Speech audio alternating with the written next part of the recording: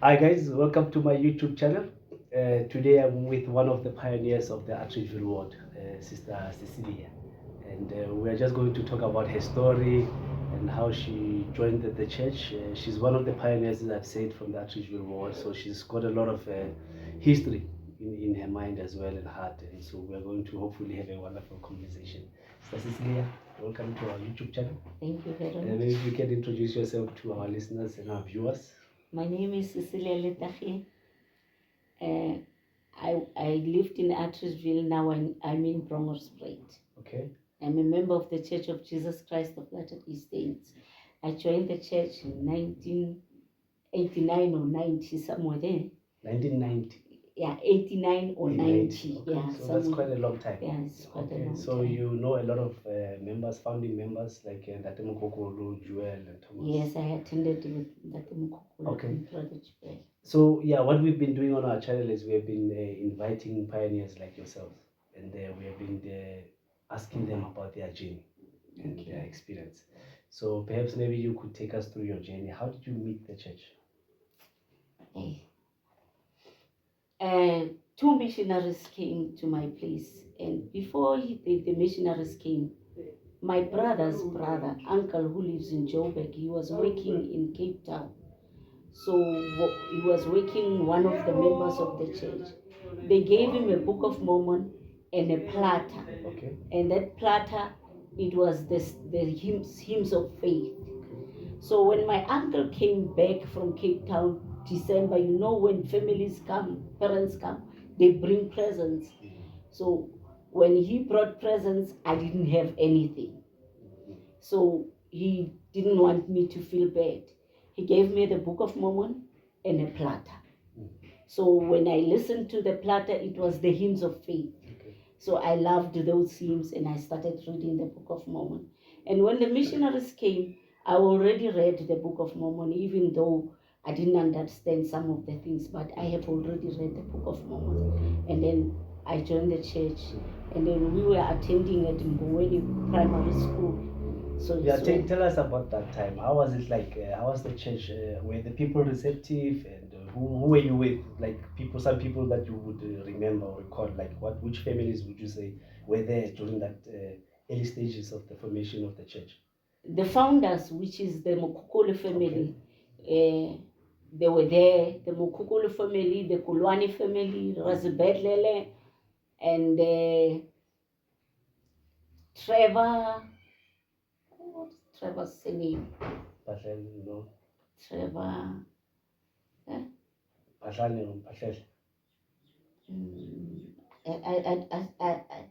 I don't remember the name of Trevor, but there were few families, like 7 or 8 families by then.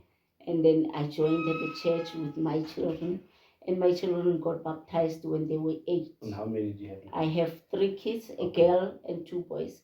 They were baptized when they were 8. So they started all of them in primary. Yes, they started in primary, and they were taught by Makulwani. Okay. She was an old woman of the church. One of the founders. One of the founders. Okay. Yes. All right. So tell us about your first callings. Like what? In fact, let's start with the first one. Do you recall what was your first calling? Yes.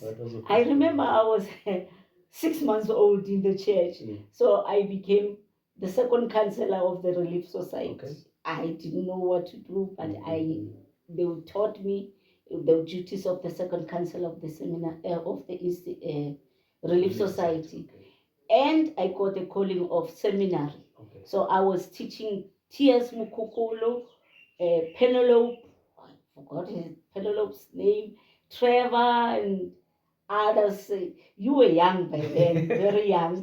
So I was still in primary. Yeah. So I was teaching them seminary, and I continued teaching them seminary until the time when I taught Arthur Mashile and Simon Rasbetlele.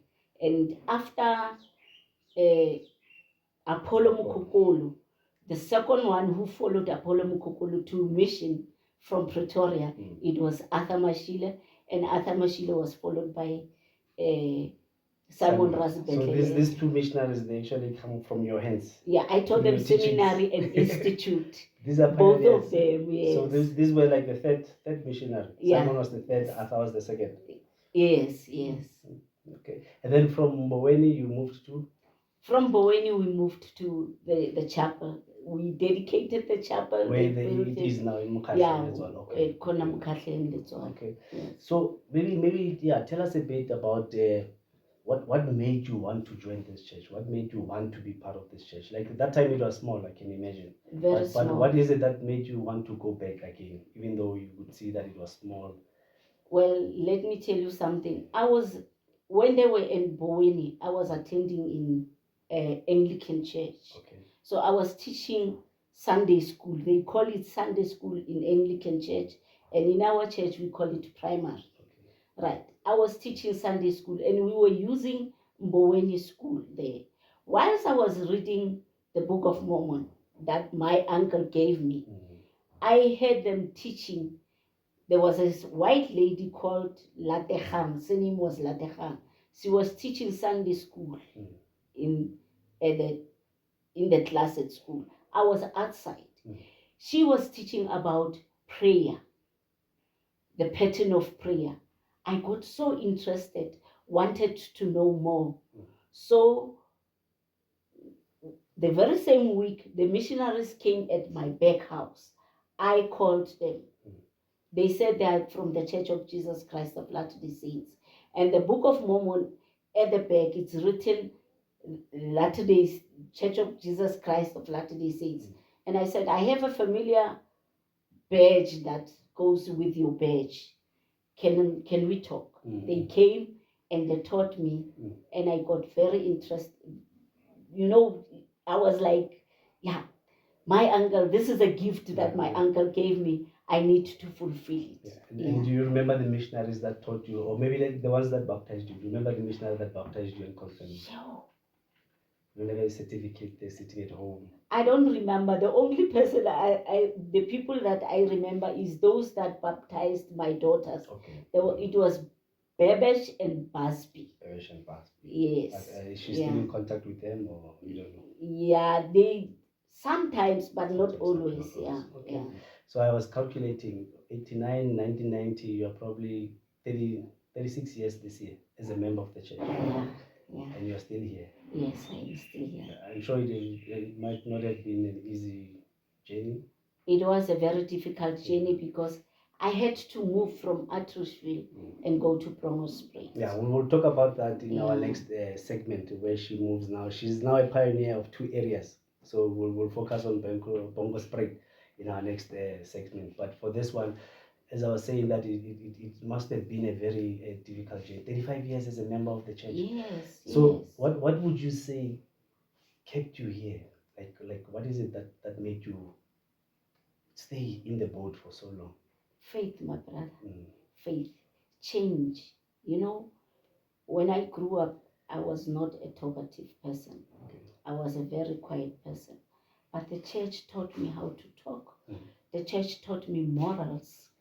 You know, the church taught me a lot of things that even when you walk in the street, people start to ask and admire you because of whatever you do. It's good. You know, I'm not vulgar. I'm not a kind of person who would shout people or what, but I would advise you that you don't lose that language, because the church taught us it humbled us. It taught us to be very humble. And, you know, the other thing, I promised God for all these years, I made a covenant with Him that I will stay in the straight and narrow path. No matter how difficult things are on earth, God is there for me. You know, I had a lot of problems in life, but God carried me. I'm still what I am. I don't drink alcohol. I don't drink tea. And I'm just myself. You understand? So when you mingle with people, they sort of get surprised because you don't do things that they They do. don't do. And it helps you to bring them back to you because everybody will say, how can I do to be like you? Yeah. No, thank you. Thank you for sharing that story. Yeah. Thank So you. I know Sister Cecilia from a very long time. Like she said, I was very young at that time when she was teaching the second and the third missionary. But I can assure you that her example and her teachings are the ones that are keeping us here still. You know, I remember she used to teach us institute at one time. Yes. And she's a woman of faith. And so these are testimonies that we want to hear. You know, these are testimonies that we live by and for. You know, when you hear someone being a member for the 35 years and when you want to give up, you think about such members to say, how did they manage to stay in the church for so long? And these are things that are faith promoting, and they help you and I to at least want to continue and endure to the end. Thank you for watching.